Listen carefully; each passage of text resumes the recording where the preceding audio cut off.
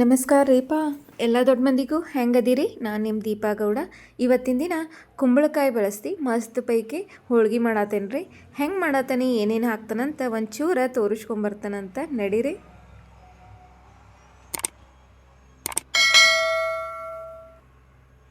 ಇಲ್ಲಿ ನೋಡ್ರಿ, ಕುಂಬಳಕಾಯಿ ಎಲ್ಲ ನೀಟಾಗಿ ತೊಳ್ಕೊಂಡ್ರಿ ಅದ್ರದ್ದು ಶಿಪ್ಪೆ ಎಲ್ಲ ತೆಗೆದುಬಿಟ್ಟಿದ್ದೇನಂತ್ರಿ.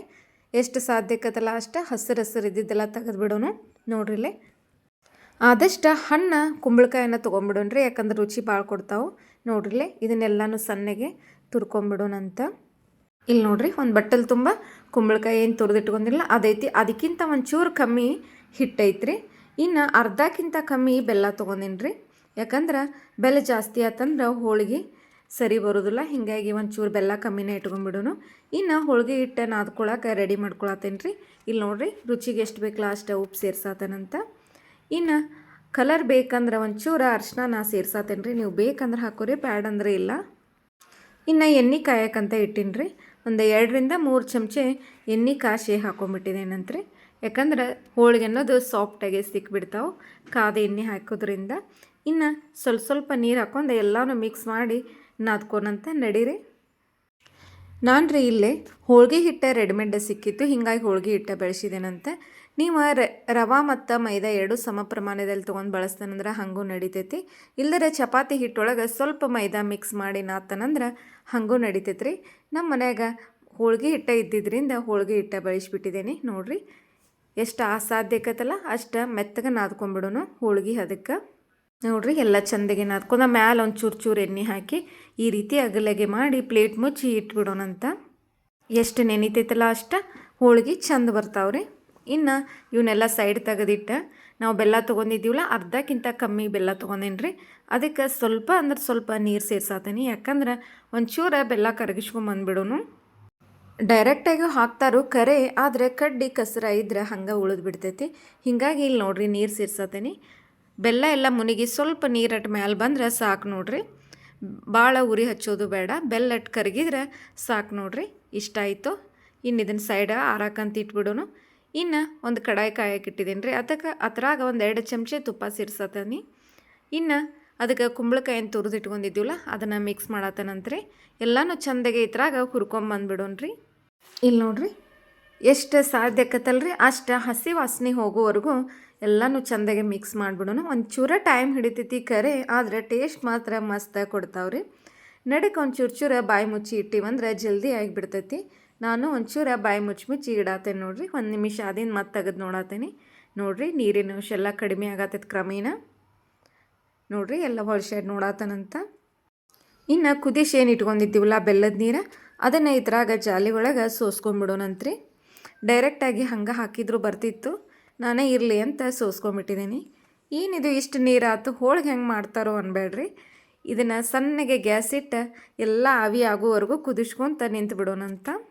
ನೋಡಿರಿ, ಇಷ್ಟ ಆಗತ್ತೈತಿ. ಎಷ್ಟು ಸಾಧ್ಯಕ್ಕತ್ತಲ್ರಿ ಅಷ್ಟು ಸಣ್ಣಗೆ ಉರಿ ಒಳಗೆ ಬೇಯಿಸ್ಕೊಂಬಂದ್ಬಿಡೋನು. ಯಾಕಂದ್ರೆ ಹೊತ್ತು ಚಾನ್ಸ್ ಭಾಳ ಇರ್ತೈತಿ. ನೋಡ್ರಿ, ಇಲ್ಲೇ ಗ್ಯಾಸನ್ನು ಸೇವ್ ಆಕತಿ. ಅದಕ್ಕೆ ಆದಷ್ಟು ಸಣ್ಣ ಉರಿ ಒಳಗೆ ಅಡುಗೆ ಮಾಡೋಣಂತ. ನೋಡಿರಿ, ಏಲಕ್ಕಿ ಪುಡಿ ಇತ್ತು, ಅದನ್ನಿಲ್ಲೇ ಹಾಕತ್ತಾನಂತ. ಇನ್ನು ಪುಟಾಣಿ ಹಿಟ್ಟನ್ನು ಮಿಕ್ಸರ್ ಮಾಡಿ ಇಟ್ಕೊಂಡಿನಿ ರೀ. 4-5 ಚಮಚೆ ಸೇರ್ಸಾತನಂತ್ರಿ. ಯಾಕಂದ್ರೆ ನೀರಿನ ಅಂಶ ಎಲ್ಲ ಹೀರ್ಕೊಂಡು ನಮಗೆ ಗಟ್ಟಿಯಾಗಿ ಸಿಕ್ಬಿಡ್ತೈತಿ. ನೋಡಿರಿ, ಎಲ್ಲನೂ ಸಾವಕಾಶವಾಗಿ ಎಲ್ಲನೂ ಮಿಕ್ಸ್ ಕೊಟ್ಬಿಡೋನು. ಎಷ್ಟು ಸಾಧ್ಯಕ್ಕತ್ತಲ್ಲ ಅಷ್ಟೇ ಎಲ್ಲ ಹೀರ್ಕೊಳಕ್ಕೆ ಸ್ಟಾರ್ಟ್ ಆಗಿಬಿಡ್ತೈತಿ.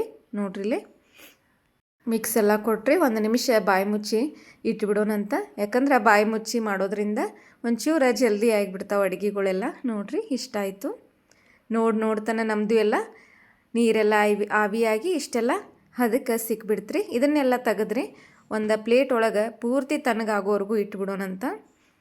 ನೋಡಿರಿ, ಆರಿ ನನಗೆ ಇಷ್ಟು ಸಿಕ್ಕೈತಿ. ಇನ್ನು ಒಂಚೂರು ಕೈಗೆ ತುಪ್ಪ ಹಚ್ಕೊಂಡು ನಮಗೆ ಎಷ್ಟು ಸೈಜ್ ಬೇಕಲ್ಲ ಅಷ್ಟು ಸೈಜ್ ಎಲ್ಲನೂ ಉಂಡೆ ಮಾಡಿ ಇಟ್ಕೊಂಡ್ಬಿಡಾತನಂತ್ರಿ. ಇಷ್ಟಾದ್ರೆ ಹುಣಗದ ಕೆಲಸ ಮುಗೀತು ನೋಡ್ರಿ. ಇನ್ನು ಹಿಟ್ಟಿನ ಕಡೆ ಕಣ್ಣು ಹಾಸ್ಕೊಂಬರೋನಂತ ಬರ್ರಿ. ಇಲ್ಲಿ ನೋಡ್ರಿ, ಕೈಗೊಂಚೂರು ಎಣ್ಣೆ ಹಾಕ್ಕೊಳತ್ತೀನಿ. ಎಣ್ಣೆ ಹಾಕ್ಕೊಂಡೆ ಎಷ್ಟು ಸಾಧ್ಯಕ್ಕತ್ತಲ್ರಿ ಅಷ್ಟು ಹದವಾಗಿ ಇದನ್ನು ನಾದ್ಕೊಂಬಿಡೋನು. ಹಿಟ್ಟು ಎಷ್ಟು ಚೆಂದಾಗಿ ನಾದ್ತೇವಲ್ರಿ ಅಷ್ಟು ಹೋಳಿಗೆ ನಮಗೆ ಕರೆಕ್ಟಾಗಿ ಸಿಗ್ತಾವೆ. ನೋಡ್ರಿಲ್ಲೇ ನನಗೆ ಈ ಹದಕ್ಕೆ ಹಿಟ್ಟು ಸಿಗಬೇಕು. ಇಷ್ಟ ಆದಿಂದ್ರೆ ಇನ್ನು ನಮ್ಗೆ ಯಾವ ಸೈಜ್ ಬೇಕಲ್ಲ ಆ ಸೈಜ್ ಇವನು ಉಳ್ಳಿ ಮಾಡಿ ಇಟ್ಕೊಂಬಿಡೋಣಂತ. ಯಾಕಂದ್ರೆ ಪಟ ತುಂಬಿ ಹೋಳಿಗೆ ಮಾಡೋಕೆ ಅನುಕೂಲ ಆಕತಿ. ಬರ್ರಿ ಇನ್ನು ಮತ್ತೆ ತಡ ಮಾಡೋದು, ಹೋಳ್ಗಿನೂ ರೆಡಿ ಮಾಡೇ ಬಿಡೋಣಂತ. ನೋಡ್ರಿಲ್ಲೇ ಕೈಗೊಂಚೂರು ಎಣ್ಣೆ ಹಚ್ಕೊಂಡು ಹಿಟ್ಟು ಹಾಕ್ಕೊಂಡು ಹೂಣ್ಗಾನ ಅದ್ರೊಳಗೆ ಇಟ್ಟು ಸಾವಕಾಶವಾಗಿ ತುಂಬ್ಕೊಳಕತ್ತೇನೆ ರೀ. ಹೂಣ್ಗೆ ಅನ್ನೋದು ಭಾಳ ಅಂದ್ರೆ ಭಾಳ ಸೂಕ್ಷ್ಮವಾಗಿರ್ತೈತಿ. ಹೀಗಾಗಿ ಸಾಧ್ಯವಾದಷ್ಟು ಸಾವಕಾಶನ ಮಾಡ್ಕೊಂಬಿಡೋಣಂತ್ರಿ. ನೋಡ್ರಿಲ್ಲೇ ಹೂಣ್ಗ ಎಲ್ಲ ಒಳಗೆ ಹಿಟ್ಟಿನೊಳಗೆ ಸೇರುವಂಗೆ ಸ್ವಲ್ಪ ಕೈಲೇ ಎಲ್ಲ ಪ್ರೆಸ್ ಮಾಡಿಬಿಡೋನು. ಒಮ್ಗೆ ಲಟ್ಸಾಕು ಹೋದಿವಂದ್ರೆ ಒಂದೇ ಕಡೆ ಸೇರಿ ಬಿಡ್ತೈತಿ. ನೋಡಿರಿ ಇಷ್ಟ ಆಯಿತು. ಇನ್ನು ಲತ್ತಿ ಗುಣಿ ತೊಗೊಂಡ್ರೆ ಅದಕ್ಕೊಂಚೂರು ಎಣ್ಣೆ ಹಚ್ಕೊಂಡು ಸಾವಕಾಶ ಲಟ್ಟಿಸ್ಕೊಂಬಿಡೋಣಂತ್ರಿ. ಭಾಳ ತಿಳುವು ಮಾಡೋದು ಬೇಡ, ಭಾಳ ದಪ್ಪು ಮಾಡೋದು ಬೇಡ್ರಿ. ಎಷ್ಟು ಸಾಧ್ಯಕ್ಕತ್ತಲ್ಲ ಅಷ್ಟೇ ಮೀಡಿಯಮ್ಮನ ಲಟ್ಟಿಸ್ಕೊಂಬಿಡೋಣ್ರಿ. ನಮಗೆ ಇಷ್ಟ ಅದಕ್ಕೆ ಸಿಕ್ತು. ಸ್ವಲ್ಪ ದಂಡಿ ಎಲ್ಲ ಪ್ರೆಸ್ ಮಾಡಿ ಇನ್ನು ಸಾವಕಾಶವಾಗಿ ತೆವಿಗೊಂಚೂರು ಎಣ್ಣೆ ಹಾಕಿ ತೆವಿ ಒಳಗೆ ಹಾಕ್ಕೊಂಬಿಡೋಣಂತ್ರಿ. ನೀವು ಏನೇ ಹೇಳಿ ಎಷ್ಟೇ ಫಾಸ್ಟ್ ಫುಡ್ಗಳು ಬಂದ್ರೂ ರೀ ನಮ್ಮ ಟ್ರೆಡಿಷ್ನಲ್ ಅಡುಗೆ ಮುಂದೆ ಏನೂ ಇಲ್ಲ ಅಂತ ನಾ ಹೇಳ್ತೇನೆ ನೋಡ್ರಿ. ಯಾಕಂದ್ರೆ ಮೊದಲಿನ ಹಿರಿಯರೆಲ್ಲ ಮಾಡಿಕೊಟ್ಟಂಥ ಈ ರೆಸಿಪಿಗಳು ಭಾಳ ಅಂದ್ರೆ ಭಾಳ ಮನಸ್ಸಿನಾಗ ಚಳಿದಂಗೆ ಹಂಗೆ ಕುಂತು ಬಿಡ್ತಾವೆ. ಆರೋಗ್ಯಕ್ಕೆ ಹಿತವಾದದ್ದು ಮತ್ತು ಮಿತವಾದದ್ದು ಅಂತ ನಮ್ಮ ಹಿರಿಕರೆಲ್ಲ ಹೇಳ್ಕೊತ ಬಂದವರು. ಹೀಗಾಗಿ ಮೊದಲಿನ ಅಡುಗೆಗಳು ಭಾಳ ಅಂದ್ರೆ ಭಾಳ ಟೇಸ್ಟ್ ಕೊಡ್ತಾವೆ ನೋಡ್ರಿ. ಕುಂಬಳಕಾಯಿ ಹಂಗೆ ತಿನ್ನಂದ್ರಿ ಈಗಿನ ಮಕ್ಕಳಿಗೆ ಜೀವ ಒಲೆದಾಗಿ ಬಿಡ್ತೈತಿ. ಅದಕ್ಕೆ ಅದ್ರ ಒಳಗೆ ಒಂದು 2-3 ಥರ ರೆಸಿಪಿ ಮಾಡಿ ಅವ್ರಿಗೆ ಗುರ್ತು ಹತ್ತದಂಗೆ ಮಾಡಿಕೊಟ್ಟಿವಂದ್ರೆ ಎಲ್ಲರೂ ಇಷ್ಟಪಟ್ಟು ತಿಂತಾರೆ ನೋಡ್ರಿ. ನೀವೇನಂತೀರಿ? ಈಗಾಗಲೇ ಗಾರ್ಗಿದ ಮತ್ತು ಕುಂಬಳಕಾಯಿ ಗಾರ್ಗಿದ 2 ವಿಡಿಯೋಗಳನ್ನು ಮಾಡಿ ಹಾಕಿದ್ದೇನಂತ್ರಿ. ಎಲ್ಲರೂ ಇಷ್ಟಪಟ್ಟು ನೋಡಿದಿರಿ. ಇಂಟ್ರೆಸ್ಟ್ ಇದ್ದರೆ ಲಿಂಕ್ ಹಾಕಿರ್ತೇನೆ, ಹೋಗಿ ಚೆಕ್ ಮಾಡಿರಿ. ನೋಡಿರಿ ಇಷ್ಟ ಆಯ್ತು ನಾನು ಫೈನಲ್ ಆಗಿ. ಇನ್ನೊಂದು ವಿಷಯ, ನಿಮ್ಮ ಬ್ಯುಸಿ ಲೈಫ್ ಒಳಗೆ ನನಗೋಸ್ಕರ ಒಂದು 5 ನಿಮಿಷ ಟೈಮ್ ಕೊಟ್ಟು ನನ್ನ ವಿಡಿಯೋ ನೋಡ್ತಿರಲ್ಲ, ನಿಮ್ಮೆಲ್ಲರಿಗೂ ನನ್ನ ಕಡೆಯಿಂದ ಥ್ಯಾಂಕ್ ಯು ಸೋ ಮಚ್ ರೀ. ಇದೇ ರೀತಿ ಸಪೋರ್ಟ್ ಮಾಡ್ತಾಯಿರಿ. ನಮ್ಮ ಉತ್ತರ ಕರ್ನಾಟಕದ ಅಡುಗೆಗಳು ಮತ್ತು ಉಡುಗೆ ತೊಡುಗೆ, ಆಚಾರ ವಿಚಾರ, ಹಬ್ಬ ಸಂಪ್ರದಾಯ ಎಲ್ಲದರ ಬಗ್ಗೆ ನಿಮಗೆ ಕ್ರಮೇಣವಾಗಿ ವಿಡಿಯೋ ಮಾಡಿ ಹಾಕ್ತಾನಂತ್ರಿ. ಇಷ್ಟ ಆದ್ರೆ ಲೈಕ್ ಮಾಡಿರಿ, ಚಾನಲ್ನ ಸಬ್ಸ್ಕ್ರೈಬ್ ಮಾಡ್ಕೊಂಡೆ ವಿಡಿಯೋ ನೋಡಿರಿ.